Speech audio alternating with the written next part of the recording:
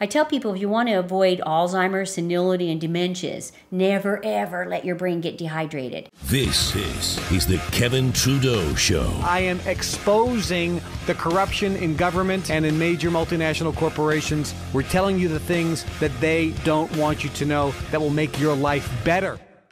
Let's talk about water. I did a show the other day and I talked about water. I said, you know, I'm a big believer in spring water. Second best, I think, is filtered water. There's different kinds of filters. There's reverse osmosis. There's granular activated charcoal, which has silver impregnation in it. We both agree that distilled water is not the ideal water to drink, with the exception of a very specific therapeutic case where you drink it for a few weeks because it leaches, it pulls. Right. And it's a water that doesn't exist in nature. Exactly. You know, I guess rainwater would be also a natural thing because throughout history, humans have consumed rainwater. Exactly. But mostly spring water out of the ground. Right. That's the number one thing that humans have drank. Okay. I was shocked the other day when a gentleman in our group said, I can't remember, and he's not a young guy. Yeah. Not a young guy. And he said, I can't remember the last time I drank water. I know. And I heard this and I turned around and thought, what? Yeah. I mean, all I drink is water, right? Yeah. And then I remembered when I was a kid, I didn't drink glasses of water. I drank cans of soda all day long. Yeah. That was the liquid. Yeah. And then I remember watching my mom drinking coffee all day long and soda. Yeah. And I'm thinking, I don't remember her ever taking a glass of water. Yeah. Water is water. Anything you put in it, even just a little squeeze of lemon, it's not water anymore. So people think, well, I drink all day long. No, you drink juice, you drink tea, you drink coffee, you drink soda, you drink kombucha, you drink energy drinks. That's not water. Tell us about the importance of water.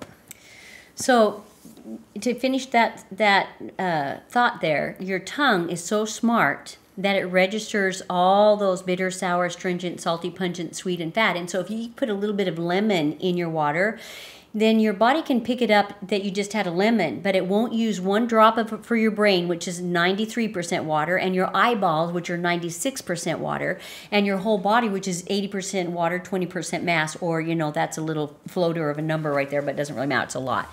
And so this is why we need more water than we do mass, which is the food, just like the earth herself. We need to follow that cycle.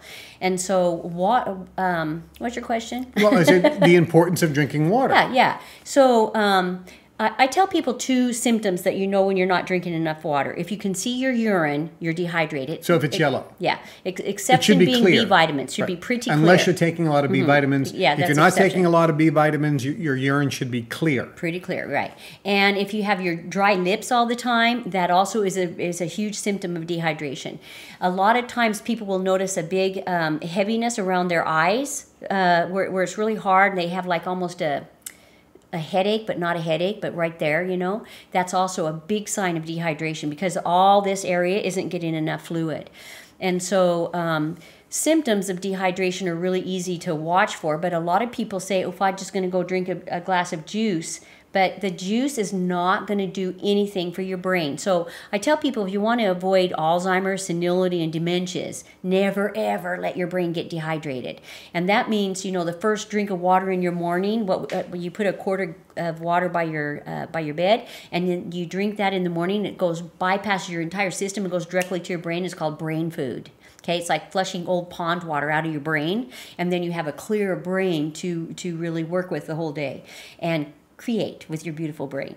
And you know, of course, watching how the brain reacts when you get less and less hydration in the brain. You know, people start going, I can't remember as well, you know, what's my best friend's name, where's my keys, all of these things happen. And then as soon as you start hydrating them and getting that, I've had people come, where's my shoes, and they're holding them in their hands and they come back. You know, they come back. Even Lucille was 97, and even her hair got dark. And my motto with her was, "It's never too late to regenerate," because it's true.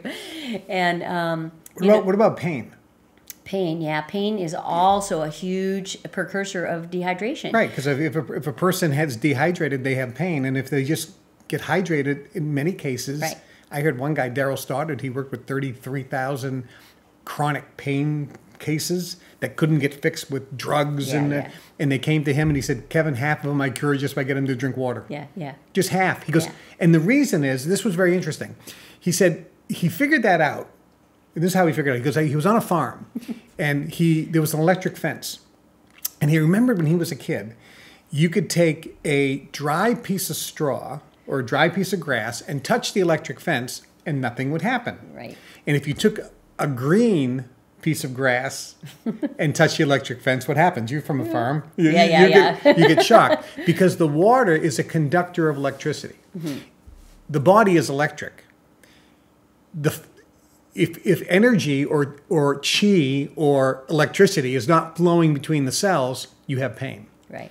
If the cells are dehydrated, it can't flow. Right. You have pain. So he said, I bet you these people are dehydrated. So he had him drink water, and he said, I found out that some waters actually just sit in the stomach. So it doesn't even hydrate. Right. So certain waters are better than others, right? Right. You know, like you said, the spring water and just clean filtered water. RO is a nice one as long as you keep your filters up, because some people don't clean do the that. filters. We talked about that the other day. I said you had to clean your filters. you gotta People clean get a your filter filter. and then I've had a filter here for 6 years. What do you mean? I need a new one. Yeah, just change your filter. It's easy.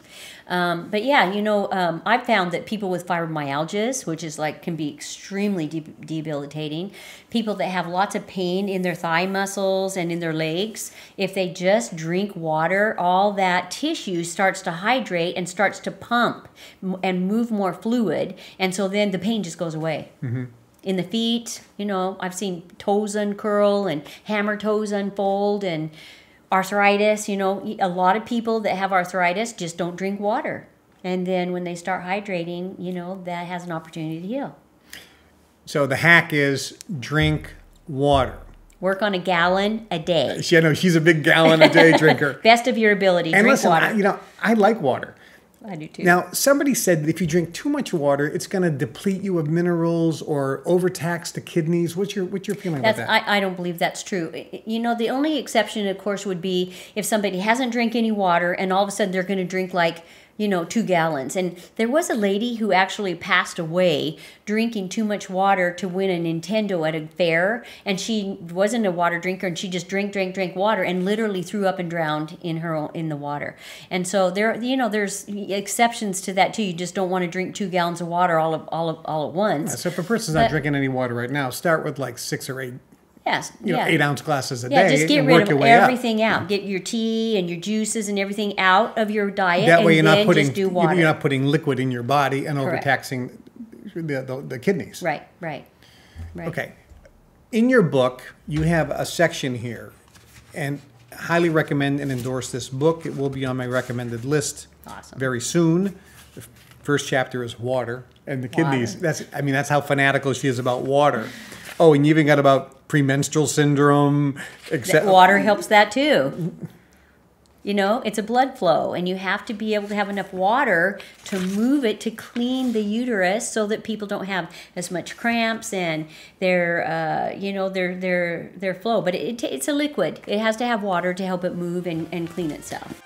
Hi, I'm Kevin Trudeau. This is everything they don't want you to know about to improve the quality of your life. Broadcasting every Monday and Wednesday, 2 days a week now. Monday and Wednesday at 1 o'clock Chicago time. Make sure you tune in and subscribe to the channel and share these shows with everyone you know.